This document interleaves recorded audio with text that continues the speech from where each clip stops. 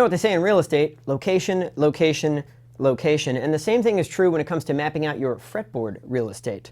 You can transcribe all the awesomest licks in the world, but if you don't know where to find them in relation to whatever chord you're playing, then they're not really of much use to you during improvisational playing, where you need to look up stuff really fast and change direction really fast. So with that in mind, here's a cool idea that you can use when you're soloing in the box position region, and we're going to do that in A down here on the 5th fret, where you have your root on the low E string. And that would be your vanilla A major bar chord, and this would be your A7. But in a dominant context, I like the A13. It's very smooth sounding, right? You have these 3 notes, which are a subset of your A7 chord. But then you add this one up here, which is the 6, or really the 13 in this case. And it just has a way of smoothing out that dominant tension so that this chord can rest right here, and you can resolve to this.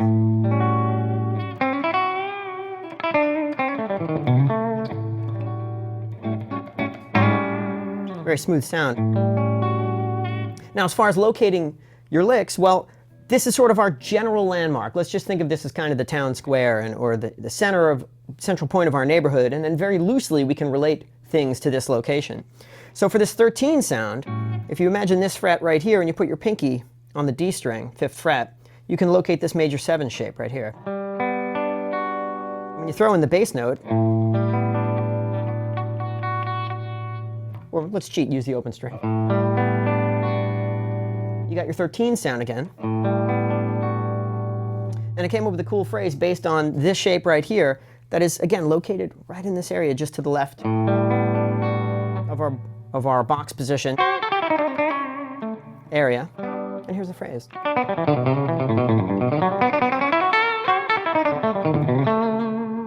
And the core of it is this descending arpeggio, 1 note per string, using this G major 7 shape with the A in the bass to evoke our 13 sonority or tonality. And you're just going 1 note per string right down the shape. And then adding this root down here, the E, which gives you kind of a minor 9 kind of sound. Then on the A string, we have a little enclosure figure where we have 1 note above and 3 notes below. And we're targeting this note here, which is the 3rd of our A major chord, the C sharp. This is a very common type of movement in jazz, and it's great to understand sort of the role of these little figures. We've got basically this note here is kind of where we want to end. We want to end up, and we want to end up here on a strong beat of the measure. Right? And so we have 1 note right above it when we're approaching, which is a half step above, and we're kind of feeling that pull. We want to go, but we're going to delay that 1 second. We're going to go right below it, a whole step, and then walk up 3 semitones to reach it this way. And you get that very cool feeling of like a mini resolution right in the middle of the phrase. So all together with the arpeggio part, you have very cool, right? And so it's reinforcing our A tonality. Now from here we got a little blues connection. So you got this flat 5 here, flat 3, which is really kind of cool. And what this does is it drops us right down into this, which is a 2 note per string fingering of the very same G major 7 chord. And again, that's cool because that major 7 chord is embedded inside of our 13. So once again, reinforcing our 13 tonality. And we're just going up 2 notes per string. And of course, we're shifting as we do that. If we do this 2 note per string fingering on the lowest pair of strings, you get this shape. And if we want to do it on the center pair of strings, we just got to move up a whole step. And now we can do the same thing here. So this is not just a cool way to play an arpeggio, but it's also a cool way to shift positions. So we're down here in this area, and we're moving back up towards more of our centrally located, that anchor chord that we were talking about. And then right up here, we have another enclosure figure. This note here is the same as that note here. And remember, that's a half step above our target tone, which is the 3rd of the chord. So we got here. It's the same movement from last time. One note up here, and then 3 coming up from underneath to hit that third of the chord. And we can add a little ending on it. And that's our whole phrase. Here it is slowly.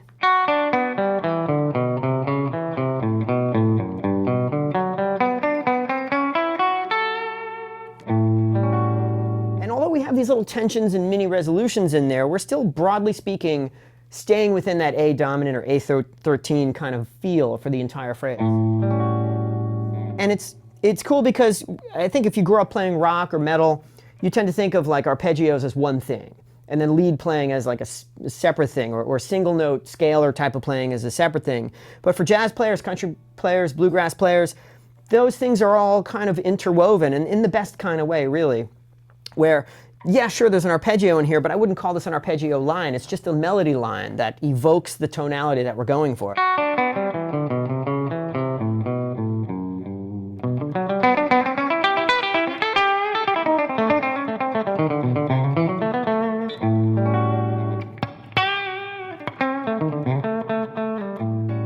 Very cool. So what are we learning here? Well, we got a couple things. One, we've got our anchor chord. And this is our box position area. And a lot of people know stuff here. And we all, even if you're a rock player and you've never thought about improvising or playing through chord changes before, we all have some familiarity with this area. And most critically, we know that we've got a chord here, and we've got a scale that fits on top of it. And that those two things are connected. Well, that is the core of soloing over chord changes, or even within chord changes as we're doing here, is understanding that there's a connection between the lead line that you want to play and the chord that is informing your harmonic context. And basically, physically connecting them at a certain spot on the fretboard so that you imagine a chord. You can now imagine lead lines that actually fit over or near that chord. So the second thing we've learned is that from this sort of anchor fret here, we can think about going 3 frets to the left and find this shape. And that shape, even though it's a major 7 on its own, in the greater context, it's basically an A13, or a dominant. Let's just think of it very broadly as a dominant or an extended kind of dominant sound.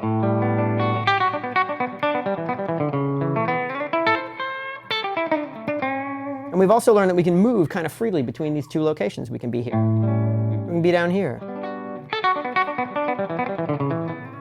In fact, we can kind of see them as sort of one extended family of places.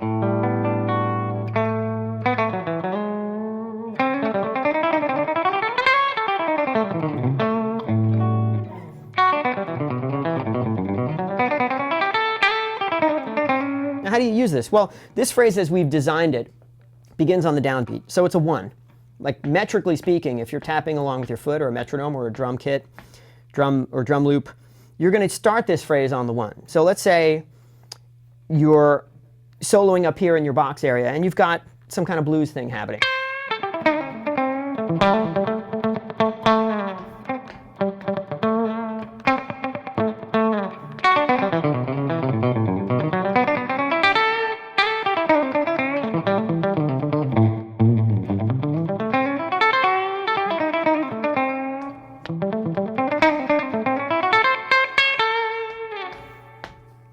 Wait, keep going. If we missed your target, just wait. Your 1 will come back. 1, 2, 3, 4.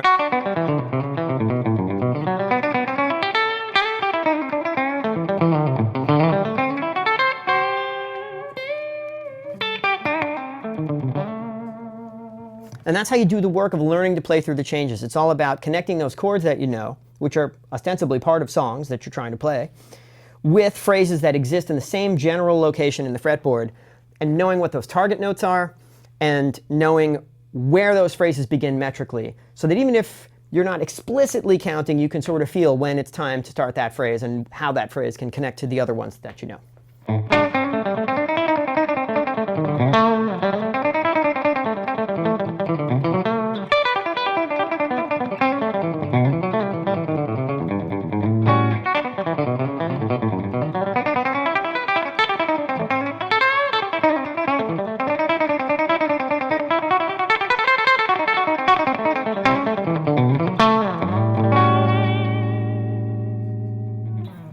And of course, if you'd like to learn the picking techniques that make these sorts of things possible and help support the work that we do in the meantime, by all means, feel free to stop by our website at troygrady.com and check out the Pick Slanting Primer, where we talk about all the wrist motion, elbow motion, forearm motion, and pick grip stuff you need to get your right hand happening for these kinds of phrases.